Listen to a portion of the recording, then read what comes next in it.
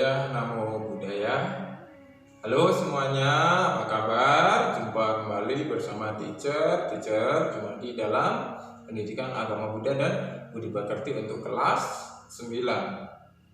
Anda semua, pada hari ini kita akan membahas tentang bagaimana proses perabuan dari jenazah Buddha Gautama. Setelah pada pertemuan sebelumnya kita telah mendengar tentang nasihat terakhir dari Buddha, dan kemudian Buddha Mahaparinibbana. Selanjutnya pada malam itu kemudian Bhikkhu Ananda dan Bhikkhu Anuruddha ini membahas tentang Dharma, dan setelah selesai membahas Dharma, Bhikkhu Anuruddha meminta agar Bhikkhu Ananda ini kemudian memberikan atau menyampaikan pengumuman kepada suku Mala yang ada di Kusinara tentang Buddha telah Mahaparinibbana.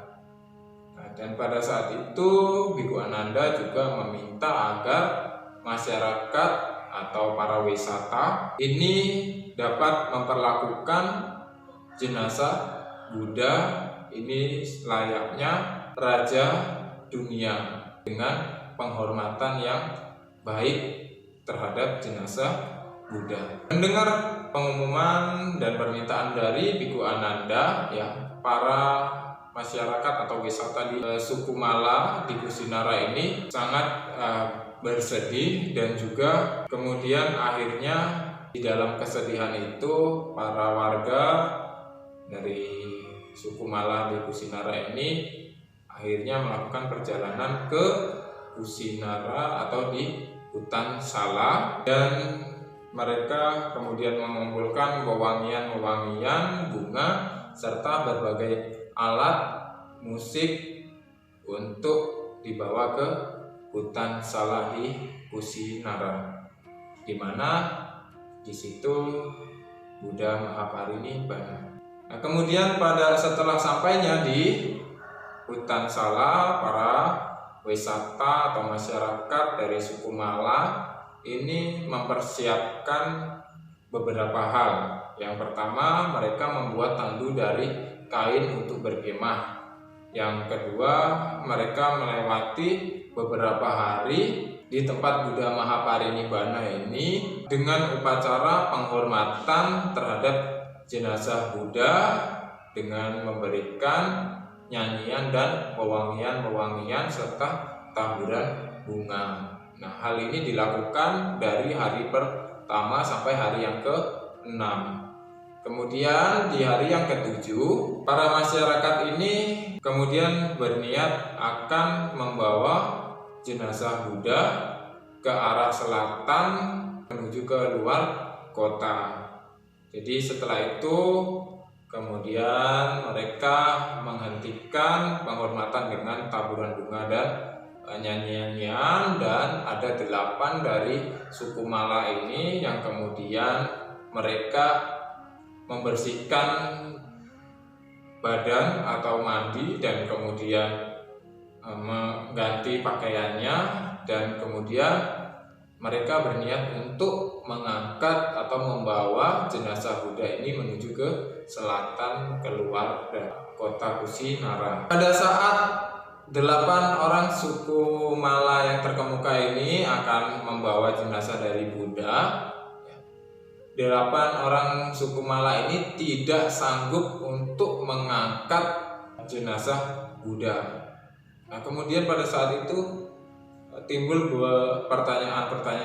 Kenapa Bhikkhu Anuruddha, kenapa kok kami tidak bisa mengangkat jenazah dari Buddha? Kemudian Bhikkhu Anuruddha mengatakan bahwa kehendak dari masyarakat suku Mala ini bertentangan dengan kehendak dewa, karena dewa ini berkeinginan agar jenazah Buddha ini dibawa ke utara, bukan ke selatan. Nah, setelah itu kemudian dibawalah jenazah Buddha ini ke arah utara, dan pada saat itu karena keinginan dari masyarakat atau manusia yang sama dengan dewa, akhirnya bisalah diangkat jenazah Buddha dan dibawa ke arah utara. Sampailah mereka di gerbang kota di sebelah utara, dan kemudian melewati tengah kota, kemudian sampailah di timur ke Makuthabandana di Jetya milik suku Mala. Dan disitulah akan dilakukan perabuan dari jenazah Buddha. Nah, pada saat itu terjadi satu bentuk keajaiban ketika jenazah Buddha ini dibawa di Kusinara atau di kota Kusinara sampai di pelosok-pelosok desa, itu ditimbuni oleh bunga-bunga mandrawa hingga setinggi lutut dan sampai menutupi timbunan sampah dan kotoran-kotoran. Jadi selama perjalanan ya, jenazah Buddha ini dibawa, turun hujan bunga yang kemudian menutupi kekotoran-kekotoran dan juga sampah-sampah yang ada di Kusinara. Nah, kemudian pada saat itu sampai di Jetya, Bhikkhu Ananda ini menjelaskan kepada para masyarakat bahwasanya untuk menghormati jenazah Buddha harus diperlakukan layaknya raja dunia. Dan kemudian masyarakat itu bertanya bagaimana caranya. Akhirnya Bhikkhu Ananda menyampaikan bahwasanya tubuh Buddha harus dibalut dengan 500 kain wol putih, dan kemudian setelah sebuah peti yang terbuat dari besi ini selesai disiapkan dan kemudian ditutup, lalu kemudian ditaburi dengan berbagai jenis wewangian, bunga, dan kayu-kayu wangi serta kayu-kayu cendana, barulah tubuh Buddha bisa diperadukan. Nah, ketika itu kemudian masyarakat melakukan apa yang diminta Bhikkhu Ananda, dan kemudian dipersiapkanlah sebuah stupa pada saat itu di perempatan jalan, dan kemudian siapapun yang melepaskan dupa, bunga, kayu cendana atau memberikan penghormatan dengan hati yang penuh bakti, maka orang akan memperoleh kebahagiaan dalam waktu yang lama. Kemudian setelah selesai, masyarakat ini mempersiapkan tempat untuk perabuan. Ada 4 dari tokoh suku Mala ini yang berusaha untuk menyalakan api. Akan tetapi api tidak mau menyala. Kenapa? Karena pada saat itu ada Bhikkhu Mahakassapa dan rombongan yang dalam perjalanan untuk memberikan penghormatan terakhir kepada Buddha, sehingga tidak bisa dinyalakan apinya oleh 4 orang dari suku Mala tersebut.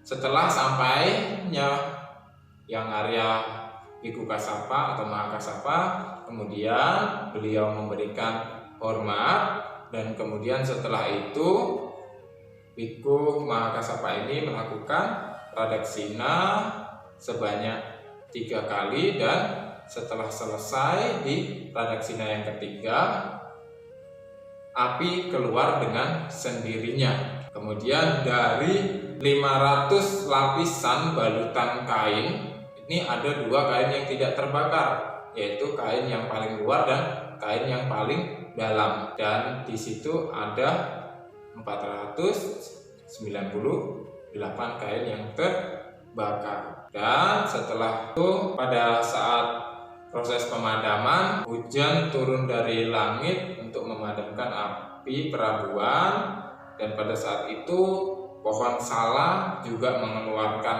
air, dan juga kemudian orang-orang di suku Mala ini membawa air wangi, dan dengan air itu menyelesaikan atau memadamkan perabuan jenazah dari Buddha. Dan saat itu kemudian muncullah relik-relik suci dari Buddha. Akan tetapi pada saat itu ada satu momen di mana Bhikkhu Mahakassapa mendengar ucapan yang tidak pantas dari seorang siswa yang bernama Subhada. Jadi dia mengatakan seperti ini, karena dia melihat kawan-kawannya ini semua bhikkhu-bhikkhu ini bersedih, dia mengatakan yang seperti ini.